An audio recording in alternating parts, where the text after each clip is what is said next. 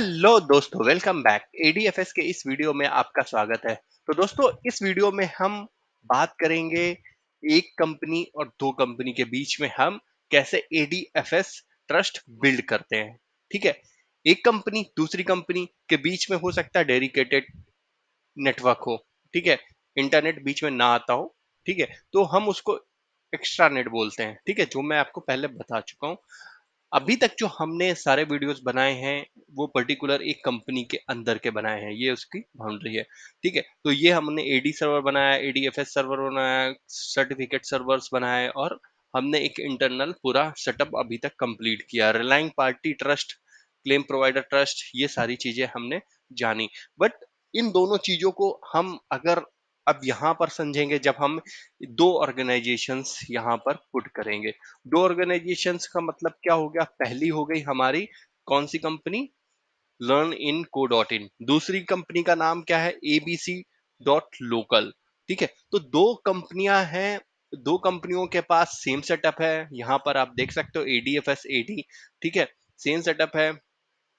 ठीक है, तो ये कंपनी इस कंपनी के एडीएफएस रिसोर्स को एक्सेस करना चाहती है। कौन सी कंपनी? यह है अकाउंट प्रोवाइडर कंपनी और यह है रिसोर्स प्रोवाइडर कंपनी।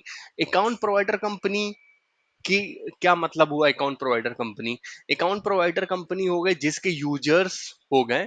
ठीक है, यहां पर मान लीजिए एक यूजर्स पीयूष है या राम है। ठीक है, ये यूजर्स हो गए। ये यहाँ की क्या एक्सेस करना चाहते हैं? Web services. ठीक है, वेब सर्विसेज को एक्सेस करना चाहते हैं, तो मतलब ये हो गई हमारे रिसोर्स प्रोवाइडर कंपनी और यहाँ पर अकाउंट है तो ये हो गई अकाउंट प्रोवाइडर कंपनी। ठीक है, तो अगर ये इसको रिसोर्सेस को एक्सेस करना चाहते हैं तो क्या क्या रिक्वायरमेंट्स हैं पहले वो समझ लेते हैं। पर्टिकुलर जो पहली रिक्वायरमेंट है, एक डेडिकेटेड नेटवर्क होना चाहिए इन दोनों के बीच में। ठीक है, ताकि यहाँ का ट्रैफिक यहाँ पहुंच सके। ठीक है, आप कौन से पोर्ट ओपन करने जाने चाहिए फायरवॉल पर? सबसे पहला पोर्ट तो 443 है। किसके लिए? H T T P S के लिए। जैसा कि अभी तक हम जानते हैं एडीएफएस कम्युनिकेशन हमारा किस पे काम करती है? S T T T PS पे काम करती है, 443 पे काम करती है। दूसरा एक पोर्ट ओपन होना चाहिए, पोर्ट नंबर 53। ठीक है, पोर्ट नंबर 53 किसका पोर्ट होता है? डीएनएस का। ताकि ये वाली ऑर्गेनाइजेशंस एबीसी इस वाले डीएनएस एड्रेस को रिजॉल्व कर सकते हैं। मतलब किसी को ABC dot local learn in co dot इन को रिजॉल्व कर सके। ठीक है, तो ये एक रिक्वायरमेंट फुलफिल होनी चाहिए, यहां से यहां तक वाइस वर्सा होनी चाहिए। ठीक है, तो ये एक रिक्वायरमेंट हो गई। और दूसरा क्या है कि यहाँ पर हमारे पास सीए सर्वर भी है। जैसा कि आपको पता है, हमने आपके साथ में मिलकर बनाया। यहाँ पे भी एक सीए सर्वर है और यहाँ पे भी हमारा एक सीए सर्वर है। दोनों जगह क्या है? इंटरनल सीए सर्वर है। तो हमने एडीएफएस के लिए क्या किया था? इंटरनल सीए सर्वर को यूज किया था। ठीक है, हमने एडीएफएस के लिए इंटरनल सीए सर्वर को यूज किया था। इसका मतलब जो हमारे सर्टिफिकेट की जो ऑथेंटिसिटी है वो इस जहां पर ये सीए सर्वर है वहीं पे है। ठीक है, क्योंकि उसको ऑथेंटिकेट करने वाला सीए सर्वर है। ठीक है, तो इसकी जो ऑथेंटिसिटी है, सर्टिफिकेट एडीएफएस सर्वर की सर्टिफिकेट की ऑथेंटिसिटी है वो विद इन इस बाउंड्री के अंदर है।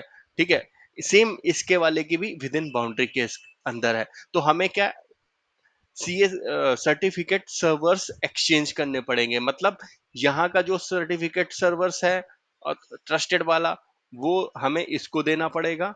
इसका वाला जो सीए सर्वर सर्टिफिकेट है वो इसको देना पड़ेगा, ताकि ये ऑर्गेनाइजेशन एक दूसरे को ट्रस्ट कर सके सर्टिफिकेशन के थ्रू। ठीक है भैया, कि जहां से सर्टिफिकेट वाले वीडियोस में आप देखिए क्यों रीजन होता है सर्टिफिकेट का देने का और सर्टिफिकेट होने का। ठीक है, ताकि ऑथेंटिसिटी बनी रहे कि भैया ट्रैफिक कहाँ से आया है? एबीसी डॉट लोकल से आया है या लर्न इन को डॉट इन से आया है। तो यहाँ पर हमें तीन चीजें हो गई हमारी। तीसरा हो गई, हमें एक्सचेंज करना है सर्टिफिकेट। ठीक है, ट्रस्ट सर्टिफिकेट, वो हम अभी लैब में करके दिखेंगे। ठीक है, तो ये तीन चीजें हम पहले फुलफिल करते हैं। पहले क्या है हमारी 443, एक फायरवॉल से दूसरी बार। दूसरा क्या है? पोर्ट नंबर 53 आपको बनाना है। पोर्ट नंबर 53 एक बार मैं उस पर चलता हूँ लैब में। ठीक है, तो ये लैब में मैं आ गया हूँ। तो सबसे पहले हम देख लेते हैं कौन सी डोमेन पे हैं हम अभी। ये है हम लर्न इन को डॉट इन, ठीक है।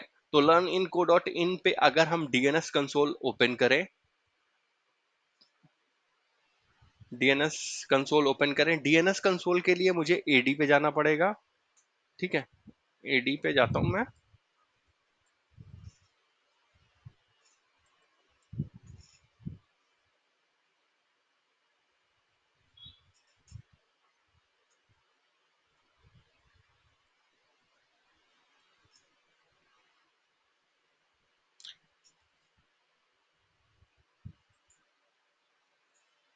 तो एडी सर्वर पे, डीएनएस पे मैंने 53 का एक कंडीशनल, एबीसी के लिए एक मैंने कंडीशनल फॉरवर्डर बनाया हुआ है।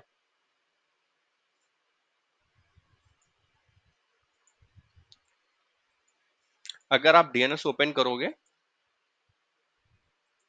ठीक है, तो यहां पर आप देख सकते हो मैंने एबीसी का कंडीशनल फॉरवर्डर बनाया हुआ है और उसका आईपी दिया हुआ 10.2.0.4।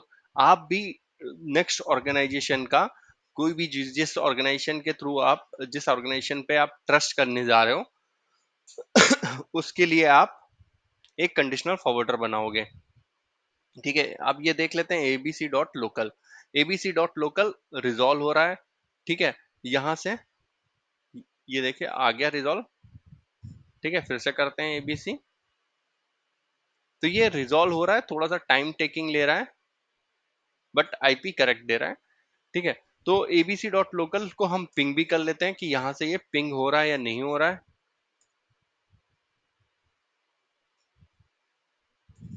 10.2.0.4, ठीक है। एबीसी डॉट लोकल यहाँ से पिंग भी हो रहा है। और सेम चीज हमें कहाँ से चेक करनी है, एबीसी डॉट लोकल से, किसके लिए, लर्न को डॉट इन। अब हम एबीसी डॉट लोकल पे आ गए हैं, तो यहाँ पर हम डीएनएस कंसोल ओपन करते हैं। तो यहाँ पर आप देख सकते हो कि मैंने कंडीशनल फॉरवर्डर किसके लिए बना रखा है, लर्न इन को डॉट इन के लिए, और उसका आईपी दे रखा हुआ है।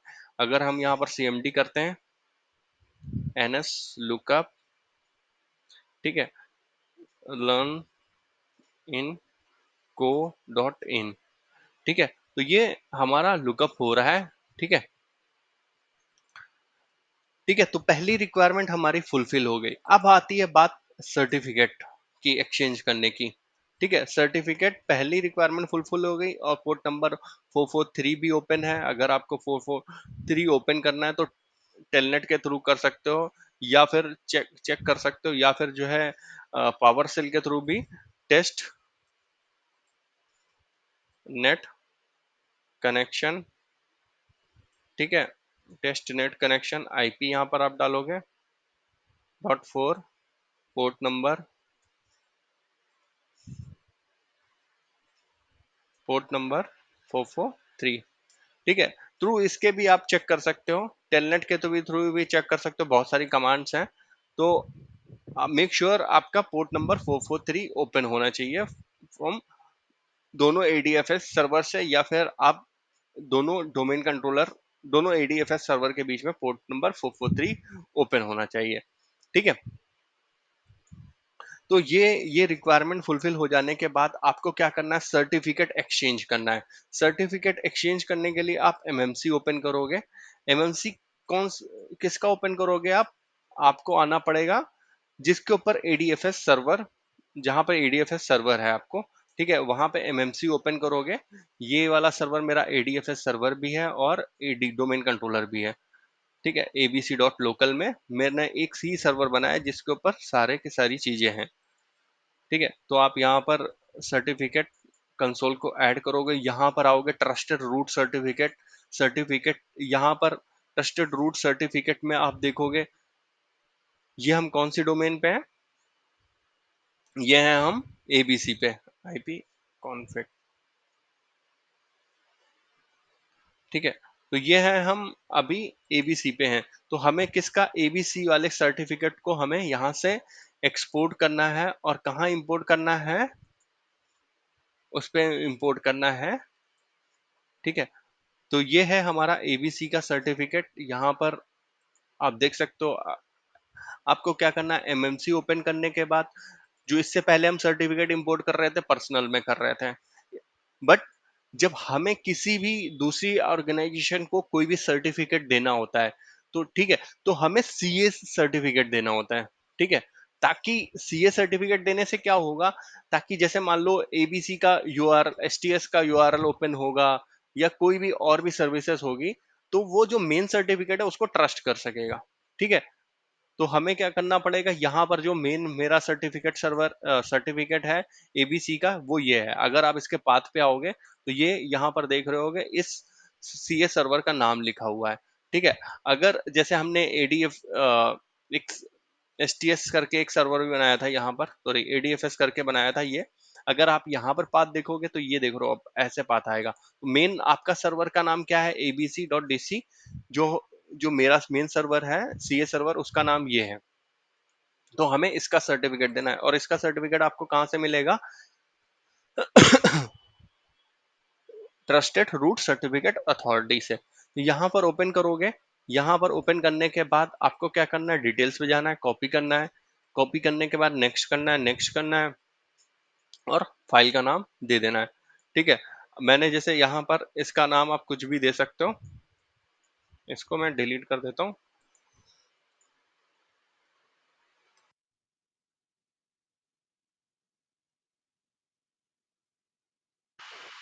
तो ये डिलीट हो गए हैं सर्टिफिकेट यहाँ पर जो पहले से पड़े हुए, ताकि कंफ्यूजन ना हो। तो मैंने इसका नाम दे दिया ट्रस्ट सीआर।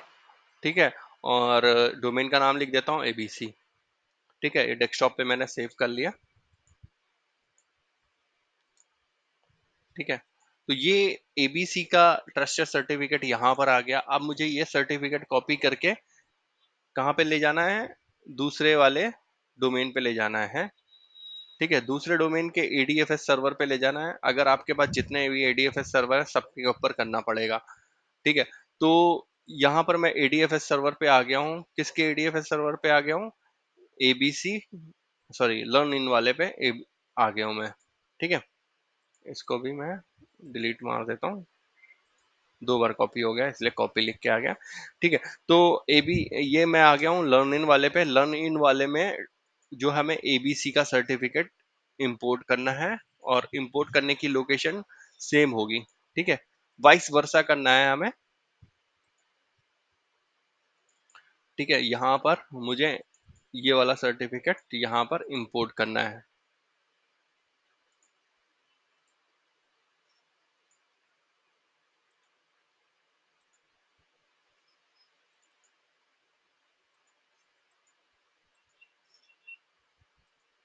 ठीक है, तो ये सर्टिफिकेट यहाँ पर आ गया, आप ये देख सकते हो एबीसी करके आ गया ये। ठीक है, अब सेम यहाँ का सर्टिफिकेट, जैसे ये लर्न इन वाला है, ये हमें यहाँ का जो मेन सर्टिफिकेट है हमारा रूट सी, इसका पाथ भी दे सकते हो आप, लिख के आ गया लर्न इन DC10 CA ये मेन सर्टिफिकेट है हमारा। ठीक है, इसको हमें कॉपी करके हमें उस वाले सर्वर पे ले जाना है, पहले एक्सपोर्ट करेंगे। ठीक है, तो यहाँ पर आप लिख सकते हो ट्रस्ट CA लर्न इन। ठीक है, तो इससे पता रहेगा कि इसका नाम क्या है।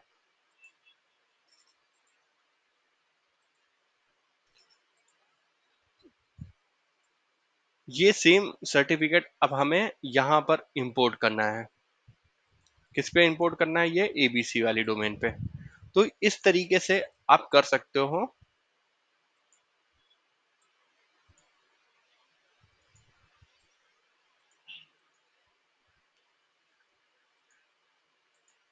ठीक है दोस्तों, आशा करता हूँ ये चीज आपको समझ में आ गई। हमें सर्टिफिकेट इधर का उधर करना है, इधर का उधर करना है। ठीक है, तो ये मैं ऑलरेडी कर चुका हूँ, तो इस पे ज्यादा टाइम वेस्ट नहीं करते। तो पहले दूसरी तीनों रिक्वायरमेंट हमारी फुलफिल हो गई हैं। अब हम अब हमें क्या करना है, ठीक है, अब हमें समझना है थोड़ा सा इसमें और। ठीक है, तो जैसा कि मैंने आपको बताया कि ये हमारी जो ऑर्गेनाइजेशन है वो है अकाउंट प्रोवाइडर, और ये है रिसोर्स प्रोवाइडर। ठीक है, रिसोर्स प्रोवाइडर का मतलब हो गया यहाँ पर वेब सर्विसेज हैं। ठीक है, तो अकाउंट प्रोवाइडर और resource provider.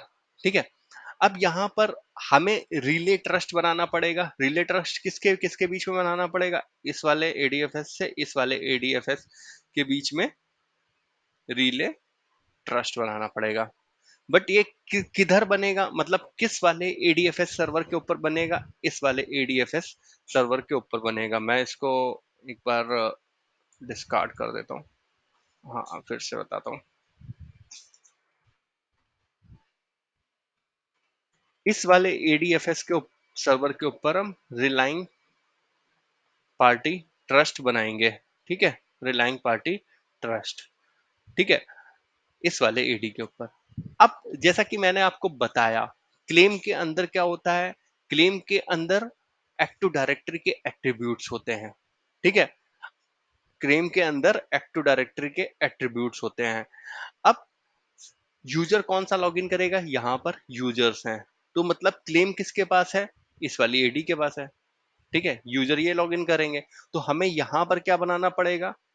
Claim provider trust.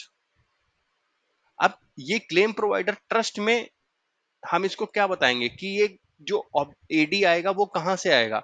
वो यहाँ के क्लेम्स आएंगे, हम इसको ये बताएंगे। ठीक है, करेक्ट। ये चीज आपको समझ में आ गई। रिलाइंग पार्टी ट्रस्ट हम हम क्या बताएंगे कि भैया एप्लीकेशन यहाँ का रहेगा।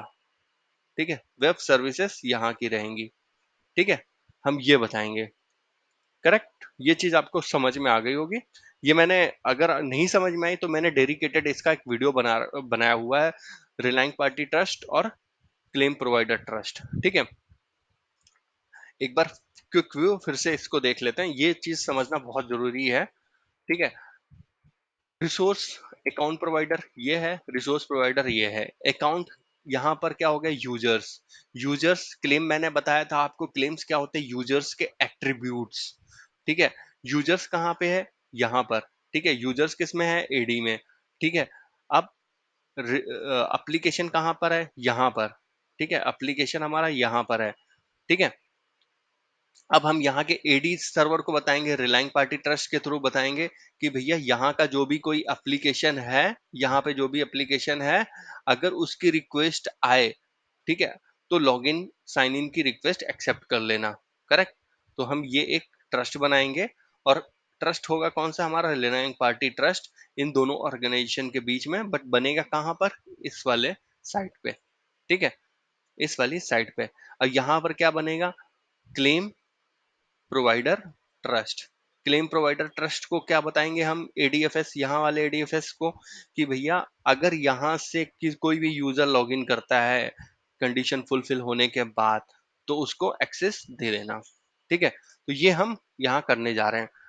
ठीक है, तो सबसे पहले हम चलते हैं, रिलायंस पार्टी ट्रस्ट बना लेते हैं। रिलायंस पार्टी ट्रस्ट किसके ऊपर बनेगा? हमारा लर्निंग पे बनेगा। ठीक है, तो लर्निंग वाली हम डोमेन पे आ गए हैं, एडीएफएस पे। यहाँ पर आप देख सकते हो लर्निंग लिखा हुआ है। ठीक है, तो यहाँ पर हम रिलायंस पार्टी ट्रस्ट बनाएंगे। रिलायंस पार्टी ट्रस्ट, जो रिलायंस पार्टी ट्रस्ट बनाएंगे, यहाँ पर एक चीज और आपको मैं बता देता हूँ। ठीक है, वो भी थोड़ा समझना जरूरी है। अब जैसा कि मैंने आपको दोस्तों बताया था कि यहाँ पर जब हम ADFS सर्वर इंस्टॉल करते हैं, तो एक हमारा साइन इन पेज आ जाता है इस वाले ADFS सर्वर का। इसका नाम है, हमने रखा था STS। ठीक है, लर्न इन को डॉट इन। ठीक है, इसका नाम। यहाँ पर जो मेरा ADFS सर्वर है जो मैंने बनाया है, इसका मैंने सेम पेज है, उस पेज का नाम मैंने रखा है ADFS dot ABC dot local. ठीक है, तो ये नाम रखा हुआ है यहाँ पर। ठीक है, तो ये इन पेज पे ये नाम लिख के आएगा, STS और ADFS। ठीक है, जहां पर STS लिख के आए तो वो हमारी कौन सी है? Account partner, account provider organization learn in co dot इन। जहां पर ADFS लिख के आए पेज के ऊपर, तो वो है हमारी ABC डॉट लोकल। ठीक है, तो हम अब आगे बढ़ते हैं। तो सबसे पहले हम क्या करते हैं कि लर्न इन पे आ गए हम। लर्न इन पे हमें सबसे पहले क्या करना है, रिलाइंग पार्टी ट्रस्ट बनाना है। रिलाइंग पार्टी ट्रस्ट आप देख रहे हो यहाँ पे एक पहले हमने बनाया था वेब 01 सर्वर के बाद, सर्वर के लिए वेब 01 सर्वर डाउन हो गया तो यहाँ पर रेड आ गया लिख के, ठीक है।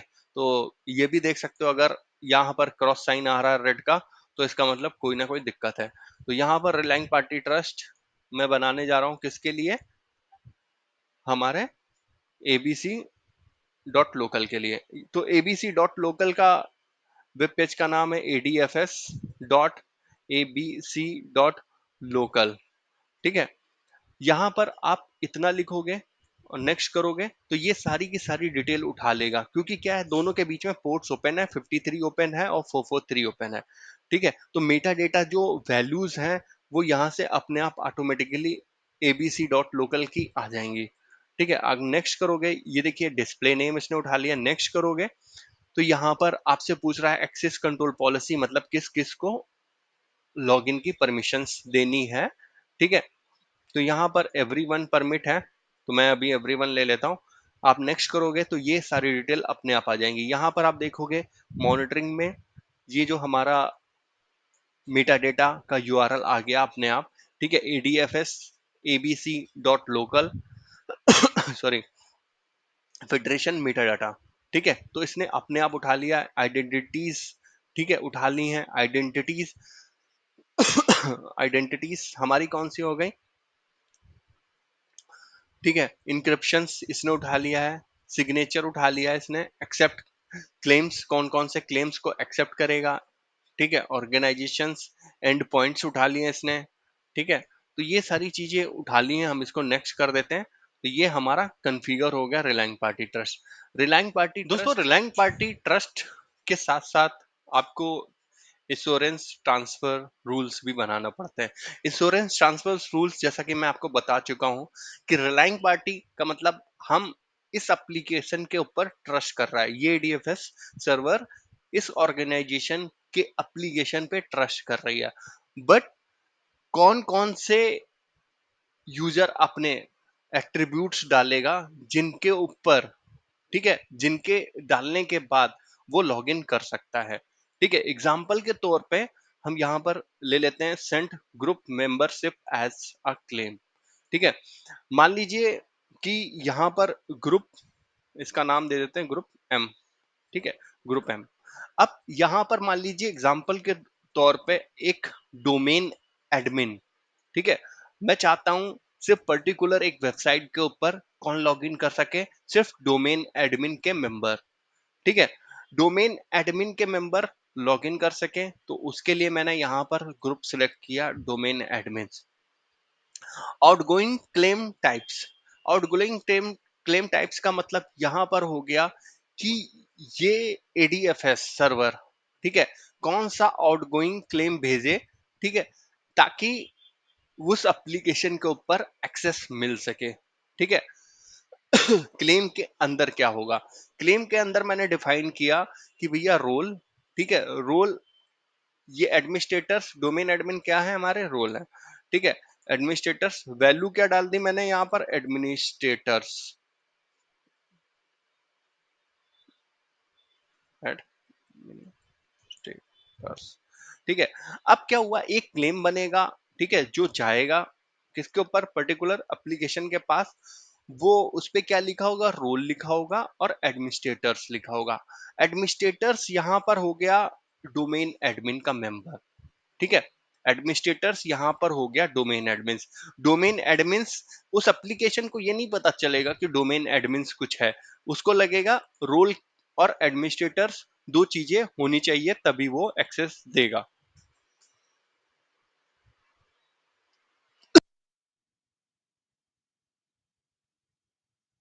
ठीक है। तो मैं इसको ओके कर देता हूं। अब हम चलते हैं एबीसी एप्लीकेशन के पास। एबीसी पे हम आ गए हैं, तो यहाँ पर हमें क्या करना है, क्लेम प्रोवाइडर ट्रस्ट बनाना है, ठीक है। क्लेम प्रोवाइडर ट्रस्ट बनाने के लिए देखो, claim provider trust by default active directory होता है, ठीक है, बाय डिफॉल्ट एक्टिव डायरेक्टरी होता है क्योंकि क्लेम सारे उसी के पास रहते हैं। हमें यहाँ पर बताना है एबीसी को, भैया तुम्हारा अगर ये वाले एप्लीकेशन, पर्टिकुलर एप्लीकेशन के लिए अगर कोई भी रिक्वेस्ट आती है तो तुम्हारा क्लेम प्रोवाइडर कौन होगा? learninco.in की एक्टिव डायरेक्टरी। ठीक है, तो यहां पर हमें sts.ad, हमें यहाँ पर एडी को नहीं बताना, हमें यहाँ पर क्लेम किससे बताना है कि हाँ भाई तुम्हारा वहां का एडीएफएस सर्वर, वहां का एडीएफएस सर्वर होगा लर्न इन को डॉट इन। ठीक है, तो ये भी सेम, जैसे ही आप डालोगे सारी चीजें ये उठा लेगा। ठीक है, तो यहाँ पर भी हम नेक्स्ट कर देते हैं और क्लोज कर देते हैं। क्लोज करने के बाद यहाँ पर भी आपको एक्सेप्टेंस ट्रांसफॉर्म रूल बनाना पड़ेगा कि भैया कौन सी चीज एक्सेप्ट करे। तो यहाँ पर हमें सेम मेंबरशिप वाली यहाँ पर भी हमें डिफाइन करना पड़ेगा। ठीक है, ग्रुप मेंबर, यहाँ पर भी हम डोमेन एडमिनिस्ट्रेटर एडमिन ले लिया और रूल,